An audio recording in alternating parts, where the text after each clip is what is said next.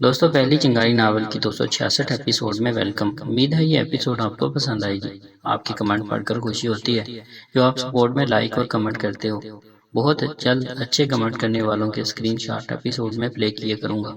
صوفی نے تڑپ کر ہوئی کرتے ہوئے میری کلائی پکڑ کر میرے ہاتھ سے اپنا جسم آزاد کروایا۔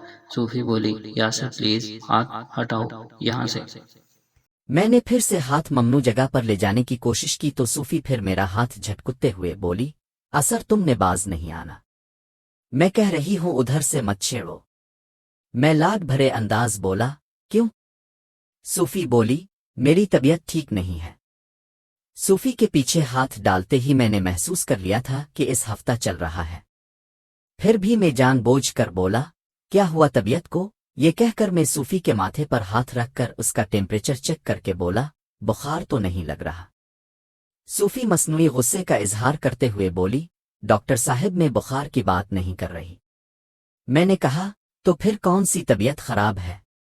صوفی گھورتے ہوئے بولی، مجھے نہیں پتہ۔ میں لاڈ بھرے انداز میں بولا، بتاؤ نا میری جندڑی کی طبیعت کیوں خراب ہے؟ صوفی بولی، یاسر پلیز تنگ مت کیا کرو، تم اچھے سے جانتے ہو میں کیا کہہ رہی ہوں۔ میں انجان بنتے ہوئے بولا، سچی مجھے نہیں پتہ تم کیا کہہ رہی ہو۔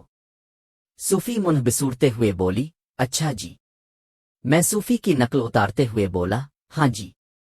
صوفی اس بات میں سر ہلاتے ہوئے ہم کہہ کر بولی، اچھا چھوڑو مجھے بتاتی ہوں تمہیں۔ یہ کہہ کر صوفی نے میرے سینے پر ہاتھ رکھ کر مجھے پیچھے دھکیلا۔ میں تھوڑا سا پیچھے ہٹ کر کچھ کہنے ہی لگا تھا کہ صوفی نہایت مہارت سے مجھے چکما دے کر دروازے کی طرف بھاگ کھڑی ہوئی۔ اس سے پہلے کہ میں اس تک پہنچ پاتا اتنے میں صوفی دروازہ کھول کر باہر نکل چکی تھی۔ میں باہر نکل کر صوفی کو گھورتے ہوئے بولا، بہت تیز ہو تم، ویسے ہی مجھے کہہ دیتی کہ جان چھوڑو میں خود ہی تمہیں چھوڑ دیتا۔ صوفی ہنستے ہوئے بولی، شاید تم بھول گئے تھے، میں امی لوگوں کو کچھ دیر کا کہہ کر آئی تھی، اگر مزید دیر ہو جاتی تو شاہی کو تم اچھے سے جانتے ہو، اس نے میرے پیچھے ہی آ جانا تھا اور جناب کو بھی کوئی موقع چاہیے، جیسے موقع ملا بس شروع ہو گئے۔ میں نے گہری سانس لیتے ہوئے بائے کرتے ہوئے کہا، ہاں کون کافر اتنا حسین موقع اپنے ہاتھ سے جانے دیتا ہے؟ اور تم نے بتایا نہیں کیا ہوا طبیعت کو؟ صوفی مجھے گھورتے ہوئے منہ میں بڑبڑانے لگی۔ میں صوفی کو مزید چڑھاتے ہوئے بولا، اچھا یہ تو بتا دو تم نے نیچے کیوں پہن رکھا ہے؟ میری بات سن کر صوفی بولی، انڈرویئر نیچے ہی پہنتے ہیں نہ اوپر نہیں۔ میں شرارت بھرے انداز میں بولا، ویسی نیچے بھی من ہوتا ہے۔ صوفی دانت پیستے ہوئے یاسر کے بچے کہہ کر میرے بازو پر زوردار مکہ مارتے ہوئے بولی، اب پتہ چلا کیوں پہنا ہوا ہے۔ صوفی اپنی کلائی کو پکڑ کر امی جی کرنے لگی۔ صوفی کو دیکھ کر میں بھی جلدی سے اپنے بازو کو پکڑ کر تھائے مر گیا، وہ کہتا ہوا وہی پیروں کے بل بیٹھ گیا۔ صوفی اپنا ہاتھ دباتے ہوئے روحاں انداز میں بولی، آئی امی جی میری انگلیاں ٹوٹ گئیں۔ میں صوفی کی نقل اتارتے ہوئے بولا، ہائے امی جی میرا بازو ٹوٹ گیا۔ صوفی فرش پر پاؤں پٹکتی ہوئی رونے لگ گئی۔ میں جلدی سے کھڑا ہو کر صوفی کا ہاتھ پکڑتے ہوئے بولا، کیا ہوا؟ لاؤ ادھر مجھے دکھاؤ۔ وہ درد سے کراہتے ہوئے بولی، میری انگلیاں توڑ کر پوچھ رہے ہو کیا ہوا؟ میں صوفی کی انگلیاں پکڑ کر دباتے ہوئے بولا، کمال ہے، ایک تو مکہ مار کر میرا بازو توڑ دیا، مجھے ہی قصوروار ٹھہرا رہی ہو۔ صوفی درد سے کراہتے ہوئے بولی، مجھے کیا پتہ تھا کہ میں پتھر پر مکہ مار رہی ہوں، اور یہ جو تم بازو میں درد کا بہانہ بنا رہے تھے تمہارے سب ناٹکوں سے واقف ہیں، لوہے کی طرح بازو ہے، کہاں درد ہوا ہوگا؟ آئی امی جی میری انگلیاں توڑ کر رکھ دی ہے۔ میں اس کے ہاتھ اوپر کر کے انگلیوں کو چومتے ہوئے بولا، لو جی جوڑ دی ساری انگلیاں۔ صوفی میری گال پر چٹکی کاٹتے ہوئے بولی، شوخی؟ میں اسی کرتے ہوئے بولا، یار تم بہت سنگ دل ہو، ایک تو تمہارا مکہ کھایا، الٹا تمہاری عیادت کرنے کے ساتھ ساتھ تمہاری ٹوٹی ہوئی انگلیوں کو جوڑا، اور تم میرا شکریہ ادا کرنے کی بجائے میرے چٹکیاں کاٹ رہی ہو۔ صوفی بولی، مکہ تم نے اپنی کرتوت کی وجہ سے کھایا تھا، ویسے بھی تمہیں کون سا درد ہوا تھا، الٹا مجھے ہی درد برداشت کرنا پڑا۔ میں نے کہا، کیوں میں انسان نہیں یا میرے جسم میں روح نہیں جو مجھے درد کا احساس نہیں ہوتا؟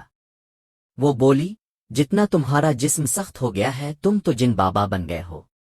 میں نے کہا، जिस दिन ये जिन तुम्हें चिमट गया ना, इस दिन तुम्हारी आंखें बाहर आ जाती हैं। सूफी आहिस्ता से बोली, अभी और पत्ता नहीं, कैसे चिमटना है? मैं सूफी की बात सुनते हुए बोला, कमरे में चलना, बताता हूँ कैसे जिन चिमटता है। सूफी थप्पड़ कसते हुए बोली, एक मारी ना तुम्हारी बोथी पर।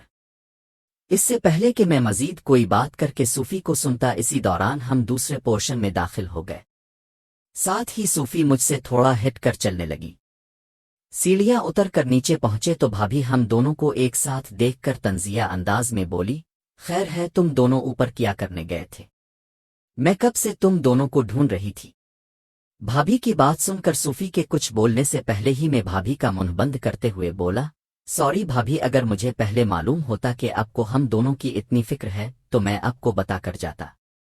वैसे खैरियत थी, काम था कोई? मेरे गैर मुतवक्के जवाब सुनकर भाभी बो खिलाते हुए बोली, नहीं वो मैं हाँ, याद आया, वो मैंने बाजार से कुछ चीजें मंगवाना थी। मेरे बोलने से पहले ही सूफी बोली, भाभी शायद अब भूल रही हैं कि यासिर का बाहर निकलना खतरे से खाली नहीं है। वैसे कुछ देर पहले आप यासिर के साथ ही गई थीं, तब ले आती। और अगर घर आकर अचानक याद आ गया था तो आप यासिर को कहने की बजाय जरीना से मंगवा लें, आप फिर जरीना को कहीं के बाहर किसी गार्ड को बाजार भेज कर मंगवा दे। वैसे भी यासिर कोई छोटा बच्चा नहीं है जो छोटी छोटी चीजों के लिए बाजार का चक्कर लगाता रहे। ये कहकर भाभी की बात सुने बगैर ही सूफी अपने कमरे की जानिब चली गई। भाभी सूफी को खा जाने वाली नजरों से देखते हुए मुंह बिसोर कर हाथ का इशारा करते हुए बोली, वह अभी तो पर भी नहीं लगे और उसने उड़ना भी सीख लिया। अभी से इस लड़की में इतनी अक्कड़ है, आगे जाकर पत्ता नहीं किया करेगी। भाभी की शक्ल और उसकी हालत देखकर मुझे दिल्ली खुशी हो रही थी। पहली बात तो सूफी इतनी समझदार और सुलझी हुई जरूर थी कि वो बड़ों का एहतराम करती, मगर भाभी के बात करने का अंदाज ही ऐसा था कि सूफी को ईंट का जवाब पत्थर से देना पड़ा। वैसे सूफी अगर किसी और के साथ ये लहजा इख्तियार करती तो यकीनन मैंने सूफी को डांट देना था, मगर उसने जिसको मुंह तोड़ जवाब दिया था उसके लिए यही लहजा बनता था। भाभी मेरे करीब आकर बोली, यासिर, मैं बता रही हूँ, शादी के बाद ये लड़की तुम्हें तिगनी का नाच नचाएगी। देखो तो सही कितनी लंबी जबान है इसकी। इसको इतनी तमीज नहीं कि रिश्तों का एहतराम कैसे किया जाता। बेशक इसकी उम्र का कोई फर्क नहीं, मगर रिश्ते के लिहाज से इसके लिए एहतराम की जगह हो। भाभी के मुंह से सूफी को अपनी हम उम्र कहने वाली बात सुनकर मैं दिल ही दिल में भाभी की खुशफहमी का तमस्खुर उड़ाने लगा कि भाभी सूफी से 8-9 साल बड़ी थी, फिर भी भाभी खुद को सूफी की हम उम्र कह रही थी। भाभी की बात सुनकर मैं अपनी हंसी को जेर लब दबाकर चेहरे पर मसनूई अफसुर्दगी लाते हुए बोला, चली दफा करें भाभी, सूफी की तरफ से मैं अब से माजरत करता हूँ। अब टेंशन नाले में इसको समझा दूंगा, आइंदा वो अब से इस लहजे में बात नहीं करेगी। समझा दोगे तो उसके लिए यही बेहतर है, वरना इसे परेशानी के सिवा कुछ नहीं मिलना। मैंने कहा, अब बस भी करें, वो सुन लेगी फिर बात बढ़ जाएगी। भाभी गुस्से से बोली, सुनती है तो सुन ले, मुझे इसका डर है। मैं इसके मुंह पर भी कह देती अगर वो बात करके भाग ना गई होती। मैं इसकी जानिब देखकर सरगोशी में बोला, भाभी बस करें, मैंने अब से माजरत कर ली है। भाभी बोली, यासिर, मुझे तुमसे ये तवक्को नहीं थी।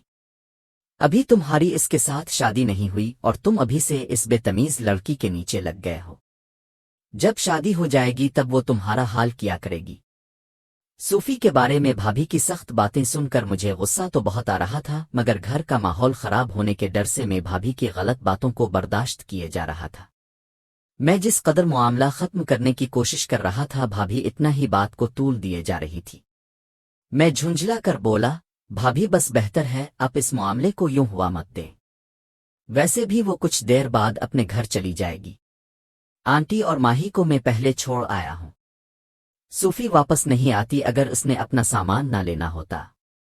मेरी बात सुनकर भाभी चौंकते हुए बोली, मगर तुम दोनों ऊपर से आ रहे थे, कहीं ऊपर वाला पोर्शन उनको तो नहीं दे दिया?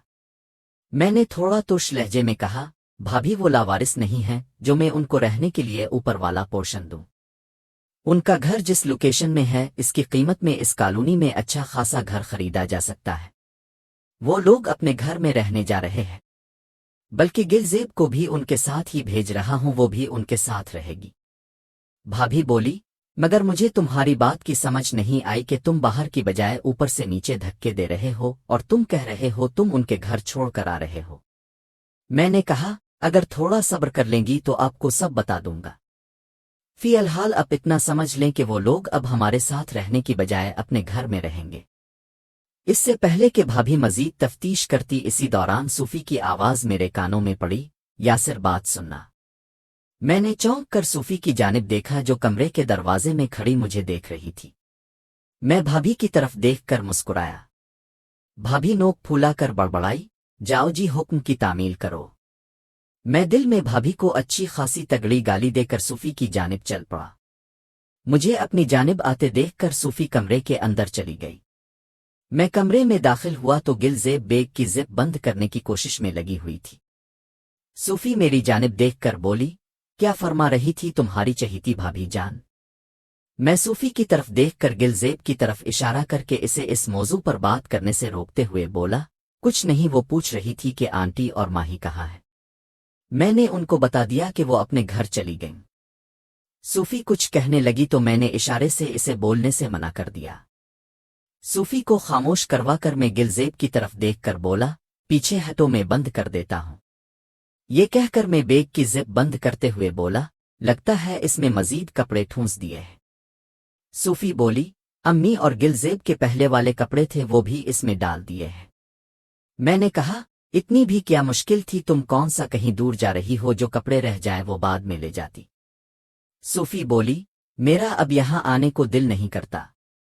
सूफी के कहने का मकसद मैं समझ चुका था, इसलिए मैं मौजू बदल कर बोला, ओके, और कुछ लेना है तो बता दो, वो अलग बेग में डाल लेता हूं। सूफी बोली, नहीं, तकरीबन सारा सामान बेग में रख दिया है। मैंने कहा, ओके। सूफी बोली, जाने से पहले अबू से मिल लूं, बल्कि मैं कहती हूं अबू को भी साथ ले जाती हूं, यहां अकेले बूर होते रहेंगे। मैं मुस्कुराते हुए बोला, अबू से मिलने वाली बात तो ठीक, मगर अबू को साथ चलने का मत कहना। सूफी चौंक कर बोली, क्यों?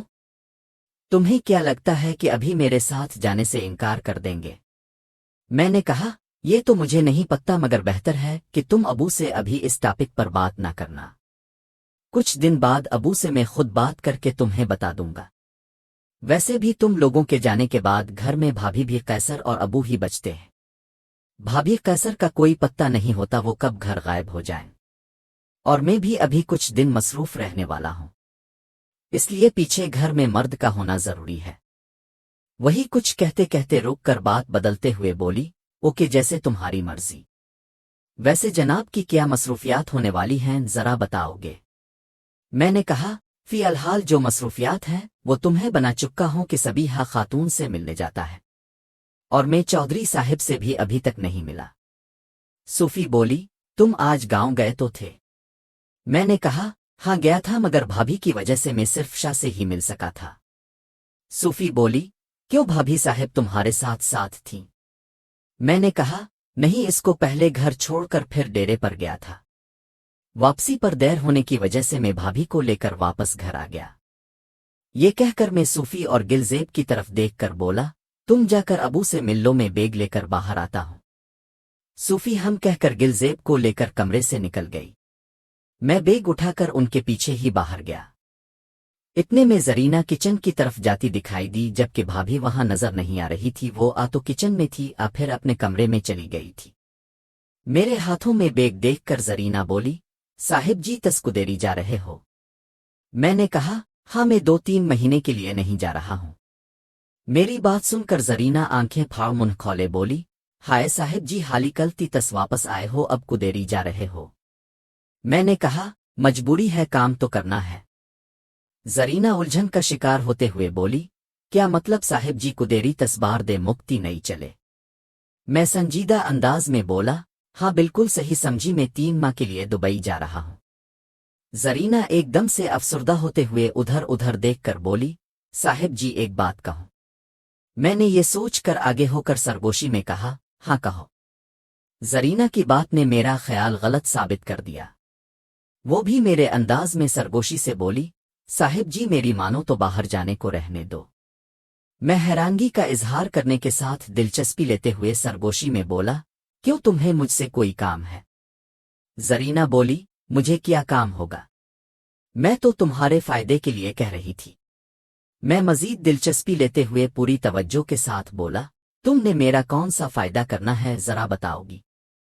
जरीना उधर उधर देखकर मजीद आगे बढ़कर मेरे करीब होकर राजदाना अंदाज अपनाते हुए सरगोशी में बोली, साहिब जी तुम्हारी अच्छी खासी दुकान है, उधर तुम्हारी इज्जत बनी हुई है, इसके बावजूद भी अब जा रहे हो?